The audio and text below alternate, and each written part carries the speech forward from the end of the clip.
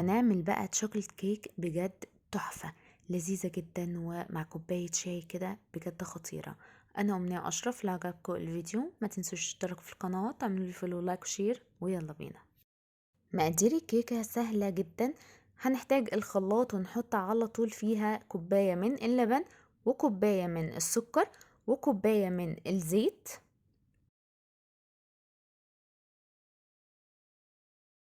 وهنحتاج 3 معالق من الكاكاو الغير محلى. ادي معلقة وهنحط التانية ودي التالتة.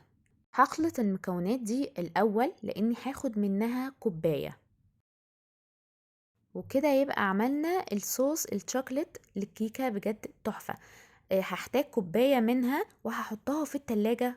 نجهز بقى الكيكة. هحتاج بقى 3 بيضات وهحط عليها الفانيليا، وهحتاج كوباية ونص من الدقيق وهنخله، وبعدين هحط كمان معلقة كبيرة من البيكنج باودر.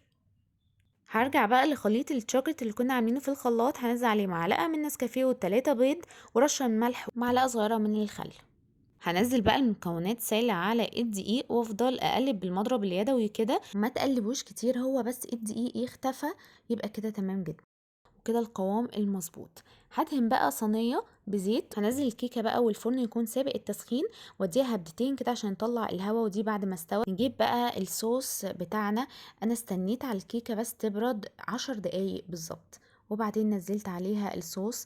الكيكة هتتشرب الصوص دلوقتي. لو مش عايزين الكيكة تشرب الصوص فاستنوا على الكيكة تبرد خالص وبعدين حطوا الصوص، ولكن انا بحبها تكون متشربة كده من الصوص. بجد بتخلي الكيكة طرية جدا وهشة وطعمها تحفة بالصوص.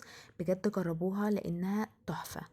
هقطعها بقى علشان الصوص يدخل برضو فيها كده، وبعدين هبدأ اساوي كده الصوص على قد ما اقدر. وكده الكيكة اتشربت الصوص خالص، وهدخلها التلاجة بقى ساعة. كلوها بعد ما تبرد، بجد طعمها خطير. جربوها، سهلة جدا ومكوناتها متوفرة وما بتاخدش وقت، ربع ساعة بالظبط. فجربوها وقولوا لي ايه رأيكم. ألف هنا.